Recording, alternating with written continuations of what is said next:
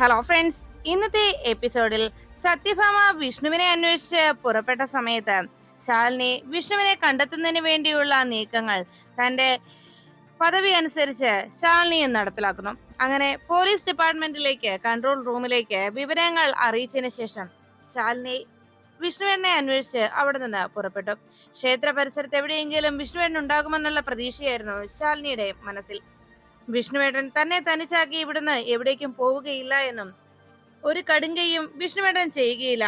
ശാലിനിയുടെ ഹൃദയം സ്പന്ദിക്കുന്നുണ്ടെങ്കിൽ വിഷ്ണുവേട്ടൻ തനിക്കായി ഇവിടെ ഉണ്ടാകും, അത് തീർച്ച. എന്നെ ഇവിടെ തനിച്ചാക്കി വിഷ്ണുവേട്ടന് പോകാനാകില്ല എന്ന ശാലിനിയുടെ വാക്കുകൾ കേട്ട് ശാരദാമ്മ ശാലിനിയെ സമാധാനപ്പെടുത്തുകയും ചെയ്തു. എന്തായാലും വിഷ്ണു എങ്ങും പോയിട്ടില്ല എന്നുള്ള പ്രതീക്ഷയിൽ രണ്ടുപേരും അങ്ങനെ നിൽക്കുമ്പോഴാണ് ശാലിനി വിഷ്ണുവിനെ അന്വേഷിച്ച് ക്ഷേത്രത്തിൽ നിന്ന് പുറപ്പെട്ടത്.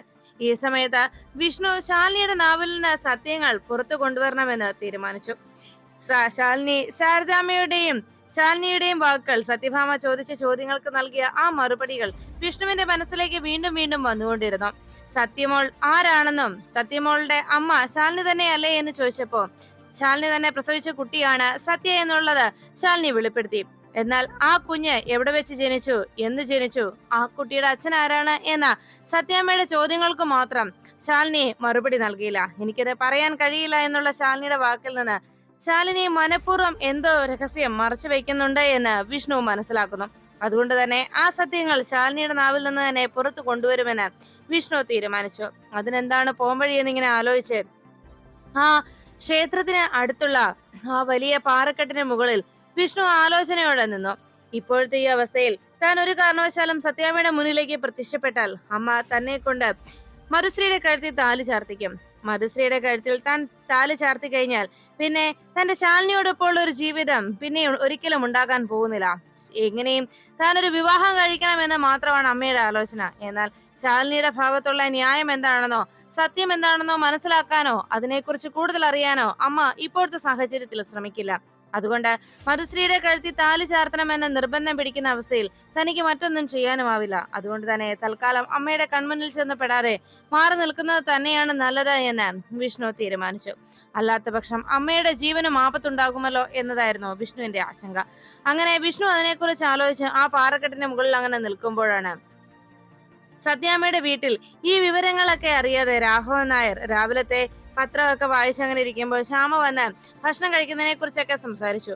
രാഘവൻ നായർ തൽക്കാലം ഭാമയും വിഷ്ണുവും കൂടി മടങ്ങി എത്തട്ടെ എന്നും അവര് ക്ഷേത്രത്തിൽ പോയതല്ലേ മടങ്ങി വരട്ടെ എന്ന് അറിയിച്ചു. അപ്പോഴാണ് ശ്യാമ പറഞ്ഞത്, വിഷ്ണുവേട്ടന്റെ ഇപ്പോഴത്തെ കുറച്ചു ദിവസമായിട്ടുള്ള വിഷ്ണുവിന്റെ പെരുമാറ്റം ശരി, സമയത്തൊന്നും ഭക്ഷണവും കഴിക്കുന്നില്ല, എപ്പോഴും വലിയ ആലോചനയിലാണോ വിഷ്ണുവേട്ടൻ എന്ന് ശ്യാമ പറഞ്ഞു.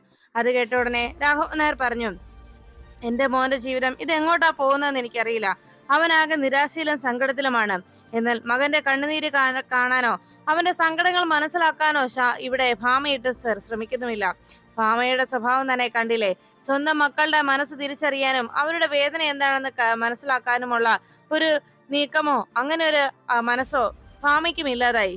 എന്ത് ചെയ്യാനാണ് എന്ന് പറഞ്ഞ് രാഘവൻ നായർ ആശങ്കപ്പെടുകയും എന്റെ മോന്റെ ഓരോ സമയത്തെയും അവന്റെ നിൽപ്പും ഭാവവും ഒക്കെ കാണുമ്പോൾ എനിക്ക് പോലും വല്ലാത്ത സങ്കടം തോന്നാറുണ്ടെന്നും അവനെ കുറിച്ച് ഓർത്ത് എനിക്കും വല്ലാത്ത ആധിയാണെന്നും രാഘവൻ നായർ ശ്യാമയോട് പറയുന്നു. അങ്ങനെ അവർ സംസാരിച്ചുകൊണ്ട് നിൽക്കുമ്പോഴാണ് വീട്ടുമുറ്റത്തേക്ക് പിള്ളാച്ചൻ തന്റെ സ്കൂട്ടിയിൽ വന്നെത്തിയത്. സ്കൂട്ടി നിർത്തി വേഗം തന്നെ പിള്ളാച്ചൻ ഓടിയെത്തി. രാഘവൻ സാറെ ചതിച്ചു എന്ന് പറഞ്ഞുകൊണ്ട് രാഘവൻ നായർ അപ്പോഴേക്കും ഞെട്ടലോടെ ചാടി എഴുന്നേറ്റു. എന്താടോ പിള്ളേ, താൻ എന്താ ഈ പറയുന്നത് എന്ന് രാഘവൻ നായർ അന്വേഷിച്ചപ്പോ പിള്ളാച്ചൻ അകത്തേക്ക് ഓടിയെത്തി പറഞ്ഞു, രാഘവൻ സാറേ, നമ്മുടെ വിഷ്ണു കുഞ്ഞ് എന്ന് പറഞ്ഞ് സത്യഭാമ വിഷ്ണുവിനെ നിർബന്ധപൂർവ്വം ക്ഷേത്രത്തിലേക്ക് കൊണ്ടുപോയെന്നും അവിടെ ചെന്നതിന് ശേഷം മധുശ്രീ എന്ന് പറയുന്ന ആ പെൺകുട്ടി ആ വൃത്തികെട്ട പെണ്ണുമായിട്ടുള്ള വിവാഹത്തിന് വേണ്ടി വിഷ്ണു കുഞ്ഞിനെ നിർബന്ധിക്കുകയായിരുന്നുവെന്നും അവസാനം സത്യാമ്മ അവിടെ വെച്ച് ആത്മഹത്യാ ഭീഷണി മുഴക്കി അവസാനം ഗത്യന്തരമില്ലാതെ വിഷ്ണു കുഞ്ഞ് വിവാഹം കഴിക്കാമെന്ന് സമ്മതിക്കുകയും അതിനുവേണ്ടി വേഷം മാറാനായി പോയ സമയത്ത് അവിടേക്ക് ശാലിനിയും ശാരദാമ്മയും എത്തിയതും പിന്നീട് വലിയൊരു വാഗ്വാദങ്ങൾ തന്നെ അവിടെ സംഭവിച്ചതുമൊക്കെ പിള്ളാച്ചനോട് അവിടുത്തെ ക്ഷേത്ര ഭാരവാഹികൾ വിളിച്ചു പറഞ്ഞതായി റിലേഷൻ അറിയിച്ചു. അതിനുശേഷം ശാരദാമ്മയും ശാലിനിയും എന്ന് സംസാരിച്ചു കഴിഞ്ഞപ്പോ പിന്നീട് വിവാഹം നടത്താൻ തന്നെ സത്യാമ്മ തീരുമാനിച്ചുവെന്നും സത്യാമ്മയുടെ ചില ചോദ്യങ്ങൾക്ക് ശാലിനി കുഞ്ഞ് വ്യക്തമായ മറുപടി നൽകാത്തതിന്റെ പേരിലും മധുശ്രീയെ വിവാഹം കഴിക്കാനായി വിഷ്ണുകുഞ്ഞിനെ നിർബന്ധിച്ചുവെന്നും വിഷ്ണുകുഞ്ഞ് വേഷം മാറാൻ പോയ സമയത്ത് പിന്നീട് വിഷ്ണുകുഞ്ഞിനെ അന്വേഷിച്ചു ചെന്നപ്പോ അവിടെ വിഷ്ണുകുഞ്ഞിനെ കാണാതായെന്നുമുള്ള വിവരം പിള്ളേശൻ രാഘവൻ നായരെ അറിയിക്കണം. എല്ലാം കേട്ടതിനു ശേഷം രാഘവൻ നായർ ആകെ തകർന്നു പോകുന്നു. എന്റെ മോന്റെ ജീവിതം ഈ അവസ്ഥയിലായോ?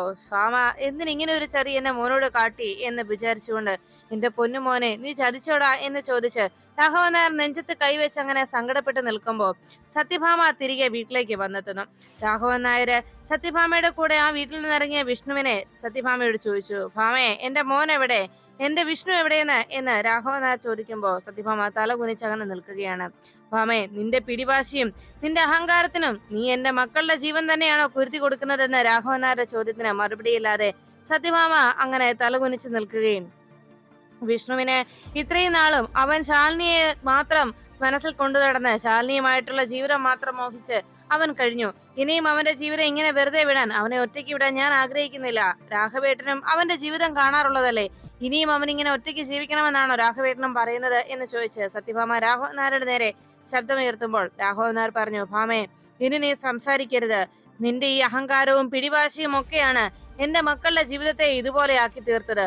സത്യത്തിൽ വിഷ്ണുവിന്റെ അരികിൽ നിന്ന് ശാലിനി അകന്നു പോകാനുള്ള കാരണം ആരാണെന്ന് ഭാമേ നീ ആലോചിച്ചു നോക്ക എന്ന് രാഘവൻ നായർ സത്യഭാമയെ ചോദ്യം ചെയ്യുന്നു. മറുപടിയില്ലാതെ തല കുമ്പിട്ട് നിൽക്കുകയാണ് സത്യഭാമ. അന്ന് ശാലിനിയെ വീട് വിട്ടിറങ്ങേണ്ടി വന്നത് ആര് കാരണമാണ്? ശാലിനി ഇവിടെ നിന്ന് പറഞ്ഞയച്ചത് ആരാണ്? അതോടൊപ്പം തന്നെ വിഷ്ണു ശാലിനിയുമായി ഇനി ശാലിനിയെ വിഷ്ണു കണ്ടു കഴിഞ്ഞാൽ അന്ന് സ്വയം ജീവിതം അവസാനിപ്പിക്കുമെന്ന് പറഞ്ഞ് എന്നും നീ ആത്മഹത്യാ ഭീഷണി മുഴക്കുകയല്ലേ എന്റെ മക്കളുടെ നേരെ? എല്ലാ തവണയും നീ നിന്റെ ആത്മഹത്യാ ഭീഷണി മുഴക്കിയല്ലേ അവരെ ഇങ്ങനെ പിടിച്ചു നിർത്തുന്നത്? എന്നാൽ ഒരിക്കലെങ്കിലും അമ്മയുടെ ഇഷ്ടം പോലെ ചെയ്തോ? ഞങ്ങൾക്ക് ഞങ്ങളുടെ ജീവിതമാ വലുതെന്ന് പറഞ്ഞ് എന്റെ മക്കൾ എന്നെങ്കിലും നിന്നെ ധിക്കരിച്ചോ? അവരുടെ ഇഷ്ടത്തിനോ എന്തെങ്കിലും പ്രവൃത്തികൾ ചെയ്യാൻ തയ്യാറായിട്ടുണ്ടോ? എന്നും നിന്നെ അനുസരിക്കാൻ കൂട്ടാക്കിയതിന്റെ ഫലമല്ലേ എന്റെ മക്കൾക്ക് ഇങ്ങനെ ഒരു ദുർവിധി ഉണ്ടായതെന്ന് രാഘവൻ നായർ സത്യഭാമയെ ചോദ്യം ചെയ്യുമ്പോൾ മറുപടിയില്ലാതെ വേദനയോടെ സത്യഭാമ നിൽക്കുന്നു. അപ്പോഴാണ് വിഷ്ണു ആ പാറക്കെട്ടിന് മുകളിൽ അങ്ങനെ വിഷമിച്ച് നിൽക്കുമ്പോൾ ഒരു പെൺകുട്ടി ആ പാറയുടെ മുകളിലേക്ക് ഓടിയെത്തിയതും അവൾ വിവാഹ വസ്ത്രമൊക്കെ അണിഞ്ഞ് ഒരു നവവധുവിനെ പോലെ അവിടേക്ക് എത്തിയത്. അവൾ മനസ്സിൽ മറ്റെന്തോ ആലോചിച്ചു കൂട്ടിയിട്ടുണ്ടെന്ന് വിഷ്ണുവിന് ഒറ്റ നോട്ടത്തിൽ മനസ്സിലായി. അവൾ എന്തോ ഒരു ദുരുദ്ദേശവുമായിട്ടാണ് ആ പാറക്കെട്ടിന് മുകളിലേക്ക് കയറിയതെന്ന് മനസ്സിലായ വിഷ്ണു അവിടെ നിന്ന് ആ പെൺകുട്ടിയെ കൃത്യമായി നോക്കുന്നു. അവൾ ആ പാറയുടെ മുകളിൽ നിന്ന് താഴേക്ക് ചാടാനായി ശ്രമിക്കുന്ന നിമിഷത്തിൽ വിഷ്ണു അവിടെ നിന്ന് വിളിച്ചു, ഏയ് നിക്ക് എന്ന് പറഞ്ഞു. അത് കേട്ടതും പെട്ടെന്ന് ആരാണെന്നുള്ള രീതിയിൽ വിഷ്ണുവിനെ പിന്തിരിഞ്ഞ പെൺകുട്ടി നോക്കിയത്. വിഷ്ണു അരികിലേക്ക് ചെന്നിട്ട് ചോദിച്ചു, എന്താ മരിക്കാനുള്ള തയ്യാറെടുപ്പിലാണോ ഇവിടെ വന്ന് നിൽക്കുന്നത് എന്ന് ചോദിച്ചു. അപ്പോഴേക്കും ആ പെൺകുട്ടി സങ്കടത്തോടെ പറഞ്ഞു, അതെ, എനിക്കിനി ജീവിക്കണ്ട, ഞാനിനി ജീവിക്കാൻ ആഗ്രഹിക്കുന്നില്ല. എന്റെ ഈ ജീവിതത്തിൽ ഇനി എനിക്ക് ഒരാഗ്രഹവുമില്ല. എന്നെ ഇത്രയും നാളും പ്രണയിക്കുന്നു എന്ന് പറഞ്ഞ് എന്നെ ജീവിതത്തിലേക്ക് കൂട്ടാനായി തയ്യാറായി നിന്ന ആള് ഇന്ന് എന്നെ വഞ്ചിച്ചു, എന്നെ ചതിച്ചു. അതുകൊണ്ട് തന്നെ ഇനി ഞാൻ ജീവിക്കാൻ ആഗ്രഹിക്കുന്നില്ല എന്ന് പറഞ്ഞ് ആ പെൺകുട്ടി തന്റെ ജീവിതം അവസാനിപ്പിക്കാനുള്ള തീരുമാനം അറിയിക്കുമ്പോൾ വിഷ്ണു പറഞ്ഞു, അങ്ങനെ അങ്ങ് ജീവിതം വേണ്ടെന്ന് വെക്കുന്നത് ശരിയാണോ? അല്ല, ശരിക്കും തനിക്ക് എന്താ സംഭവിച്ചത് എന്ന് വിഷ്ണു അന്വേഷിച്ചു. അപ്പോഴേക്കും ആ പെൺകുട്ടി പറഞ്ഞു, എന്റെ ജീവിതത്തിൽ സംഭവിച്ച കാര്യങ്ങൾ അത് വലിയ കഥയാണ്. തൽക്കാലം അത് ഞാൻ പറയേണ്ട കാര്യമില്ല. എന്റെ ഇപ്പോഴത്തെ ഈ വിവാഹം ഞാൻ ആഗ്രഹിക്കാത്തതാണ്. ഇങ്ങനൊരു വിവാഹത്തെ കുറിച്ച് ഞാൻ ഒരിക്കലും ആഗ്രഹിക്കുന്നില്ല. അതുകൊണ്ട് തന്നെ ഈ വിവാഹത്തിന് എനിക്ക് ഇഷ്ടവുമല്ല. ഞാൻ പ്രണയിക്കുന്ന ആളെ തന്നെ എനിക്ക് വിവാഹം കഴിക്കണം.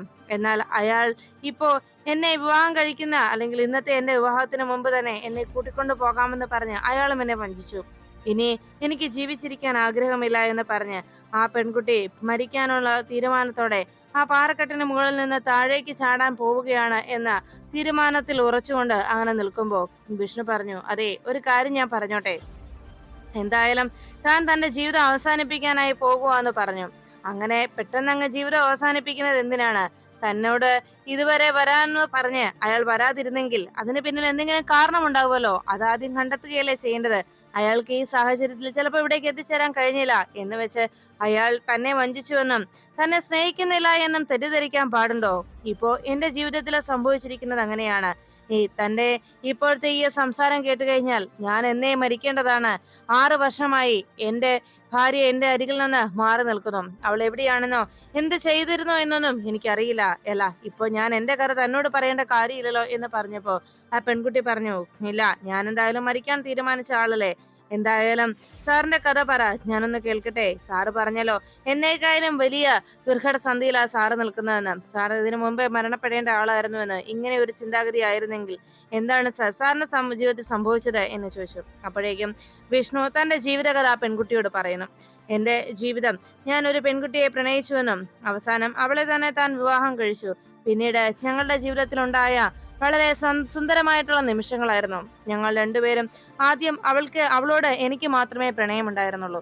അവസാനം അവളെ വിവാഹം കഴിക്കുമ്പോഴും അവൾ എന്നെ പ്രണയിച്ചിട്ടുണ്ടായിരുന്നില്ല. പിന്നീട് പതിയെ പതിയെയാണ് അവൾ എന്നെ പ്രണയിച്ചു തുടങ്ങിയത്. അതിനുശേഷം ഞങ്ങളുടെ പ്രണയം കണ്ട് ദൈവത്തിന് പോലും അസൂയ തോന്നിയിട്ടുണ്ടാകും. ഞങ്ങൾ അത്രത്തോളം പരസ്പരം അത്രമേൽ ആഴത്തിൽ സ്നേഹിച്ചിരുന്നു. അവസാനം അവളുടെ ഏറ്റവും വലിയ സ്വപ്നം എന്ന് പറയുന്നത് IAS നേടുക എന്നതായിരുന്നു. എന്നാൽ ആ സ്വപ്നത്തിന് എതിരായിരുന്നു എന്റെ അമ്മ. അവസാനം അമ്മയ്ക്ക് അങ്ങനെ ഒരു IAS കാരിയെ വേണ്ട എന്ന് പറഞ്ഞ് ഒരു കളക്ടർ പദവിയിലിരിക്കുന്ന പെൺകുട്ടി വീട്ടുകാര്യങ്ങൾ നോക്കില്ല എന്നും ഭർത്താവിനെയും കുടുംബത്തെയും നോക്കില്ല എന്നുള്ള അമ്മയുടെ തെറ്റിദ്ധാരണ കൊണ്ട് അവളുടെ ആഗ്രഹത്തെ അമ്മ ഒരിക്കലും അനുകൂലിച്ചിരുന്നില്ല. എന്നാൽ അവളുടെ ആ സ്വപ്നം അവൾ വളർന്നു വന്നപ്പോൾ അവളുടെ കൂടെ അവൾ വളർത്തിയെടുത്ത ഒരു സ്വപ്നമായിരുന്നു അവളുടെ IAS എന്നുള്ള ആ സ്വപ്നം. ആ മോഹം ഞാൻ അവളുടെ കൂടെ നിന്ന് സഫലമാക്കി കൊടുക്കാൻ തയ്യാറായി. അതിനുശേഷം അവൾ എക്സാം എഴുതുകയും അതിൽ വിജയിക്കുകയും ചെയ്തു. പിന്നീട് ട്രെയിനിങ്ങിനായിട്ടുള്ള സാഹചര്യത്തിൽ മറ്റു പല പ്രശ്നങ്ങൾ കുടുംബത്തിൽ വന്നു ചേർന്നതോടെ അവൾ വീട്ടിൽ നിന്ന് അകന്നു നിൽക്കേണ്ടി വന്നു.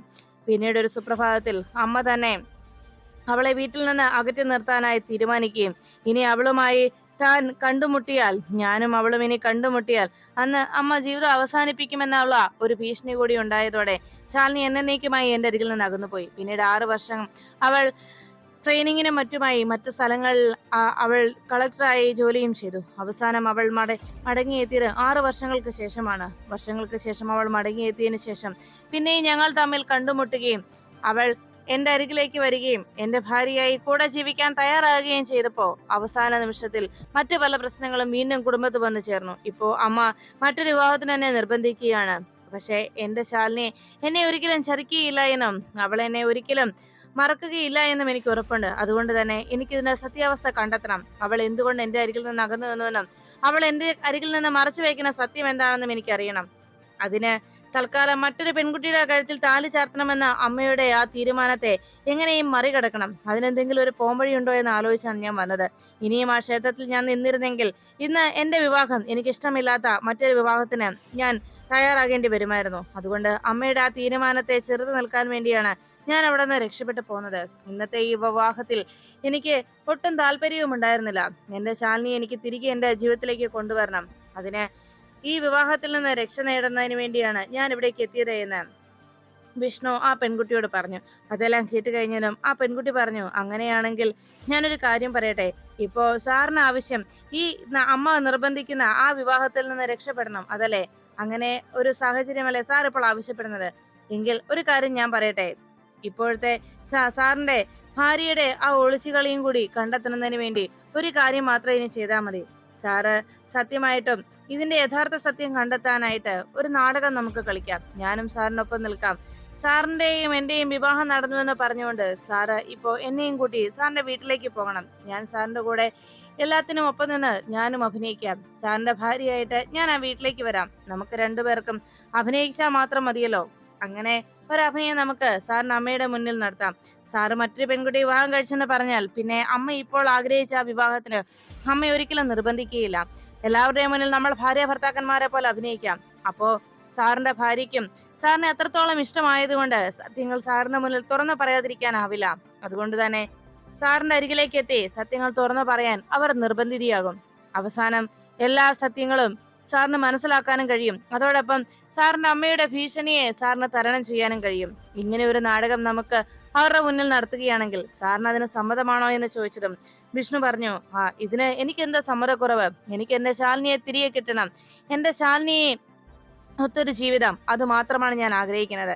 അമ്മയും മറ്റുള്ളവരും ഒക്കെ എന്ത് പറഞ്ഞാലും എനിക്ക് എന്റെ ശാലിനിയെ വിശ്വാസമാണ്. അതുകൊണ്ട് താനീ പറഞ്ഞ ഇങ്ങനെ ഒരു നാടകം കളിക്കുന്നതിൽ എനിക്ക് യാതൊരു വിരോധവുമില്ല, ഞാൻ തയ്യാറാണ് എന്ന്. പക്ഷെ ഇത് നമ്മൾ തമ്മിലുള്ള ഒരു ധാരണ മാത്രമാണെന്നും ഈ വിവാഹം അല്ലെങ്കിൽ ഇതൊരു വിവാഹ ബന്ധമല്ല, മറിച്ച് നമ്മൾ തമ്മിൽ നടത്തുന്ന ഒരു നാടകമാണെന്നതിൽ വ്യക്തമായ ധാരണ നമുക്കിടയിൽ ഉണ്ടായിരിക്കണമെന്ന് വിഷ്ണു ആ പെൺകുട്ടിയോട് പറഞ്ഞു. ഇതിന്റെ പേരിൽ പിന്നീട് എന്റെ മേൽ ഒരു അവകാശവും ഉണ്ടാക്കിയെടുക്കാൻ നിങ്ങൾ ശ്രമിക്കരുതെന്ന് പറഞ്ഞതും ആ പെൺകുട്ടി അതിനെല്ലാം ശരി സമ്മതിച്ചു. ഒരിക്കലും താൻ വിഷ്ണുവേട്ടൻ എന്ന് പറഞ്ഞ് തന്റെ മേൽ ഒരു ആധിപത്യം സ്ഥാപിക്കില്ല, ഒരു ഭാര്യ എന്ന നിലയിൽ ഒരു ആധിപത്യം സ്ഥാപിക്കാൻ താൻ വരില്ല എന്ന് ആ പെൺകുട്ടി അറിയിച്ചു. അങ്ങനെയെങ്കിൽ നമ്മൾ വിവാഹിതരായെന്ന് പറഞ്ഞ് അമ്മയ്ക്ക് മുന്നിലേക്ക് പോകാമെന്ന് വിഷ്ണു സമ്മതിക്കുന്നു. അങ്ങനെ ആ പെൺകുട്ടിയെ വിവാഹം കഴിച്ചു എന്നുള്ള തെറ്റിദ്ധാരണ എല്ലാവരുടെയും മുന്നിൽ ഉണ്ടാക്കുന്നതിന് വേണ്ടി അങ്ങനെ ഒരു തീരുമാനത്തിലെത്തി. അപ്പോഴും വിഷ്ണുവിനെ കാണാതായതിന്റെ പേരിൽ സത്യാമ്മയെ കുറ്റപ്പെടുത്തിക്കൊണ്ടിരിക്കുകയാണ് രാഘവൻ നായർ. എന്റെ മോൻ എന്തെങ്കിലും കടുങ്ങുകയോ ചെയ്തിട്ടുണ്ടാകുമോ എന്ന മനോവിഷമം ആ രാഘവൻ നായരുടെ മനസ്സിനെ വല്ലാതെ അലട്ടി. ഒരു മറുപടിയും പറയാനില്ലാതെ സത്യഭാമ അങ്ങനെ നിൽക്കുമ്പോ വിഷ്ണു അങ്ങനെയൊന്നും ചെയ്യില്ല എന്നും എന്റെ മോൻ അത്തരത്തിൽ അങ്ങനെ ഒരു മനസ്സിന് ധൈര്യമില്ലാത്ത മനക്കെട്ടിയില്ലാത്ത ഒരുവനല്ല എന്നൊക്കെ സത്യഭാമ പറഞ്ഞുകൊണ്ട് അങ്ങനെ നിൽക്കുമ്പോ വാതുക്കലേക്ക് വിഷ്ണു ആ പെൺകുട്ടിയെയും കൊണ്ട് വന്നെത്തി. രണ്ടുപേരും വിവാഹിതരായതുപോലെ രണ്ടുപേരുടെയും കഴുത്തിൽ പൂമാലയും ആ പെൺകുട്ടിയുടെ കഴുത്തിൽ ഒരു താലിയും കിടക്കുന്നത് എല്ലാവരും കണ്ടു. ഒരു പെൺകുട്ടിയെ തന്റെ ഇടത് കൈക്കുള്ളിൽ ആ പെൺകുട്ടിയുടെ വലത് കൈ ചേർത്ത് പിടിച്ചുകൊണ്ട് വിഷ്ണു വീട്ടുപടിക്കൽ വന്ന് നിൽക്കുന്നത് കണ്ടതോടെ സത്യഭാമയും എല്ലാവരും ഞെട്ടുന്നു. ഒപ്പം ശ്യാമയും രോഹിത്തും ഒക്കെ ഞെട്ടിത്തെറിച്ച് നോക്കി നിൽക്കുകയാണ്. അപ്പോഴേക്കും വിഷ്ണു ആ പെൺകുട്ടിയെയും കൂട്ടി വീട്ടുവാതുക്കൾ വന്ന് അങ്ങനെ നിൽക്കുന്നത് കണ്ട് സത്യഭാമ ഞെട്ടിലോടെ നോക്കി വിഷ്ണു എന്ന് വിളിച്ചതും വിഷ്ണു പറഞ്ഞു, അതേ അമ്മേ, ഒരു പ്രത്യേക സാഹചര്യത്തിൽ എനിക്ക് ഈ പെൺകുട്ടിയെ വിവാഹം കഴിക്കേണ്ടി വന്നു എന്നും ഇവൾക്ക് ഒരു ജീവിതം നൽകുന്നതാണ് മറ്റെന്തിനേക്കാളും നല്ലതെന്നും എനിക്ക് തോന്നി. അതുകൊണ്ട് അമ്മ പറഞ്ഞ ആ പെൺകുട്ടിയെ എനിക്ക് ഇഷ്ടമായിരുന്നില്ല. എന്നാൽ ഇവളുടെ സാഹചര്യങ്ങൾ കേട്ടപ്പോൾ എനിക്ക് ഇവളോട് ഇതേ തോന്നിയെന്നും അങ്ങനെ ഞാൻ ഇവളെ വിവാഹം കഴിച്ചുവെന്നും വിഷ്ണു പറയുന്നു. അങ്ങനെ ഒരു വിവാഹം നടന്നതിനെ കുറിച്ച് വിഷ്ണു അറിയിക്കുമ്പോൾ സത്യഭാമ ശാലിനിയെ മറന്ന് വിഷ്ണു മറ്റേതൊരു പെൺകുട്ടിയാണെങ്കിൽ പോലും മധുശ്രീ അല്ല മറ്റേതൊരു പെൺകുട്ടിയെങ്കിലും നീ വിവാഹം കഴിച്ചല്ലോ, ആ ഒരു സന്തോഷമായിരുന്നു സത്യഭാമയുടെ മനസ്സിൽ. അതുകൊണ്ട് സത്യഭാമ ആ പെൺകുട്ടിയോടൊപ്പം വിഷ്ണു അവിടേക്ക് വന്നത് കണ്ട് തൽക്കാലം ശാലിനി എന്നേക്കുമായി ഒഴിവായതിന്റെ ആശ്വാസത്തിൽ സത്യഭാമ നിന്നു. അപ്പോഴേക്കും രാഘവൻ നായർ ചോദിച്ചു, എടാ മോനെ, നീ എന്തൊരു ചതിയാടാ ഈ കാട്ടിയത്? അപ്പോഴാണ് രോഹിത്തും അതേ ചോദ്യം തന്നെ ആവർത്തിച്ചത്. ബ്രോ എന്തിനാണ് ഇങ്ങനെ ചെയ്തത് എന്ന് ചോദിച്ചപ്പോ ശ്യാമയും ആകെ സങ്കടത്തോടെ വിഷ്ണുവിനെ നോക്കി. വിഷ്ണു മറ്റാർക്കും ഒരു മറുപടിയും പറയാനാകാതെ വിഷ്ണു അങ്ങനെ നിൽക്കുമ്പോൾ സത്യഭാമ വിഷ്ണുവിനെ ഒപ്പം വന്ന പെൺകുട്ടിയെ സ്വീകരിക്കില്ല എന്ന ധാരണയിൽ വിഷ്ണു വേഗം ആ പെൺകുട്ടിയെയും വിളിച്ചുകൊണ്ട് വീടിന്റെ പടിയിറങ്ങി പോകാൻ തുടങ്ങുമ്പോ സത്യഭാമ പറഞ്ഞു, നിൽക്ക്, ഞാൻ ആരതി തട്ടം കൊണ്ടുവരാം എന്ന് പറഞ്ഞുകൊണ്ട് വേഗം നിലവിളക്കെടുക്കാനായി പൊന്നിയോട് അറിയിച്ചു. അങ്ങനെ പൊന്നിയും സത്യഭാമയും കൂടി നിലവിളക്കും ആരതി തട്ടവുമായിട്ടെത്തി. പൊന്നിയൊക്കെ ആകെ തകർന്നു നിൽക്കുന്ന കാഴ്ചയിൽ വിഷ്ണുവും പൊന്നിയുടെയും ഒക്കെ മുഖത്തേക്ക് ഒന്ന് മാറി മാറി നോക്കുന്നതല്ലാതെ ഒരു മറുപടിയും പറയാതെ അങ്ങനെ നിൽക്കുന്നു. അവസാനം സത്യഭാമ വിഷ്ണുവിനോടൊപ്പം വന്ന ആ പെൺകുട്ടിയെ വിഷ്ണുവിന്റെ ഭാര്യയായി അംഗീകരിച്ച് ആരതി ഒഴിഞ്ഞ് വലതുകാൽ വെച്ച് അകത്തേക്ക് കയറി വരാനായി ആ പെൺകുട്ടിയോട് പറയുമ്പോൾ പുഞ്ചിരി തൂക്കിക്കൊണ്ട് വിഷ്ണുവിന്റെ കൂടെ ആ പെൺകുട്ടി വീട്ടിലേക്ക് പടി കയറിയെത്തുന്നു. സത്യഭാമയുടെ വീട്ടിലേക്ക് പുതിയൊരു മരുമകൾ വന്നു കയറിയ സന്തോഷം സത്യഭാമയുടെ മുഖത്ത് പ്രകടമായി. എന്നാൽ രാഘവൻ നായരും മറ്റെല്ലാവരും വിഷ്ണു ഇങ്ങനെ ഒരു ചതിയോ ഇങ്ങനെ ഒരു പ്രവൃത്തിയോ ചെയ്യുമെന്ന് സ്വപ്നത്തിൽ പോലും കരുതാതിരുന്ന അവർക്കുമേൽ വലിയൊരു ആഘാതമുണ്ടായതുപോലെ എല്ലാവരും ഞെട്ടലോടെ നിൽക്കുന്നു.